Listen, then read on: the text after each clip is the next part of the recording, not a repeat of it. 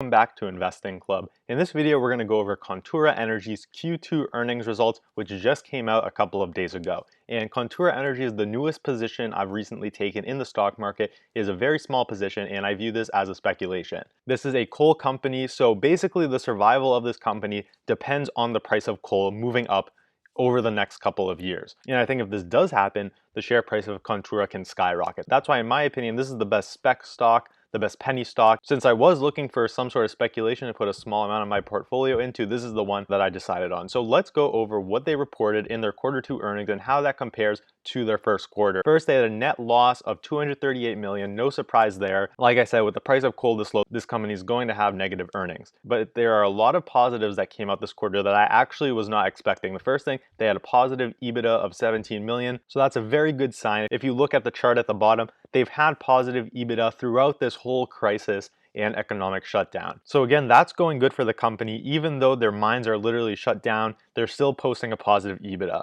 They also maintain their cost management, so they've been keeping their costs as low as possible, which I have been impressed with. Another thing, they reduced their long-term debt by around 25 million in the second quarter. And this is huge for the company because the biggest concern they have right now is their liquidity when they're not really able to make any money. And so being able to actually reduce debt at a time like this is very impressive and does put them in a better position coming out of this crisis. Now, one of the most important things that they didn't even mention in these bullet points are they were positive for operating cash flow. The first quarter of 2020, they were negative, but in the second quarter, they made 75 million in operating cash flow. And this is a huge deal for the company because in my opinion, the operating cash flow is much more important than the earnings per share. Earnings per share has a lot of funny stuff in it. They have depreciation from their mines, they have a huge amount of depreciation, they have amortization, and they have all these accounting items in there that make the earnings not really representative of the company's financial position. But operating cash flow is super simple. It's just the amount of cash they have coming in from their business. And I think that's a much better number to look at than earnings per share or EBITDA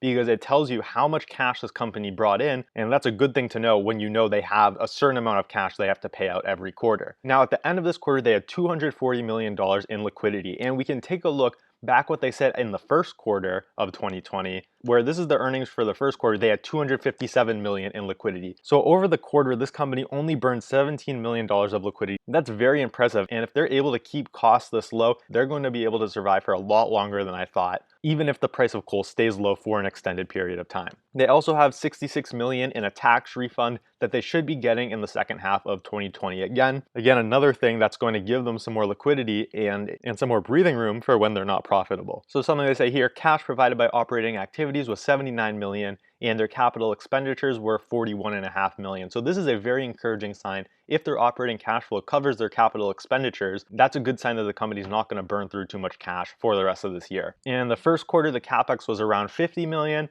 And they expect the total capex for 2020 to be around 135 to 140 million. So they're actually expecting their capital expenditures to be lower in the second half of 2020 compared to the first half, which makes sense now that they're used to conserving as much as they can. So something management said in their conference call is that they're in the process of developing new mines. And even though they're in the process of shutting down some of the mines they currently own, these new mines they're producing are going to be much more cost effective, which will help them as well in conserving costs. So another question they got was about their capital expenditures. Like they said in the press release, their capital expenditures will be lower in the second half of 2020 because they now have less inventory and they're able to manage they've gotten down the skill of managing their costs much more effectively. Here's where they talk about their inventory levels. That was a pretty big concern I had for the company, where they have this huge inventory of coal that they already mined and how that would be a problem if no one wanted to buy that off of them. But in this quarter, the company managed to get all that inventory off of their hands, and now they're at a very appropriate level of inventory for the amount of demand they're getting right now, and that again is going to help them keep their costs low. So this company overall is doing an incredible job of keeping their costs low, which is pretty much all you can ask of them at this point. So another thing is they got asked about the price of steel because steel has a direct impact on the coal because the coal that they mine is used to produce steel. So steel is a very important industry to watch. And basically they said there's some signs of improvement for the steel industry. Steel pricing in North America has stayed down, but across the rest of the world, the price of steel has been gradually increasing. And this company does have a lot of overseas customers as well as in America. So all very encouraging signs. We can take a look at the price of coal and what that has been doing over the past few months. And in August, coal prices have actually been up. From just about the end of July, the prices moved from 53 to about 56. So coal is starting to head in the right direction. Now, I certainly don't expect us to get right back up to where we were 2017, 2018, but this is an encouraging trend to see the price of coal continue to trend upward. It'll be a very, very encouraging sign for this company. So that's pretty much it for the Q2 earnings. I did buy some more of this company. Like I said in my first video, it was around 2% of my portfolio, and I did buy a little bit more because this company did do a lot of good things during this quarter.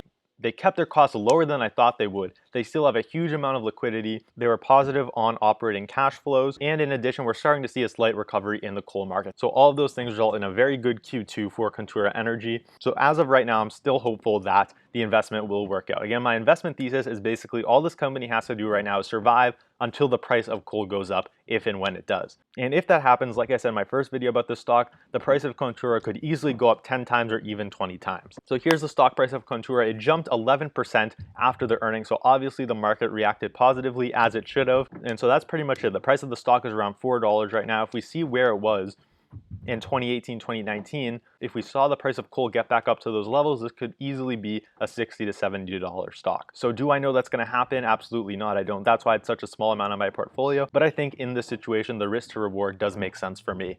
So that's why I have a position in this stock. Let me know if you think this is going to turn out to be a good investment or if this is a dumb mistake and I'm going to lose all my money. I'll keep a close eye on this and will make an update if any important information comes out for this company. So that's it. If you found value out of this video, hit the like button, subscribe to the channel if you haven't already, if you want to see more videos just like this one, and hit the little bell icon so you get notified whenever I upload a new video. And I hope to see you on the next video.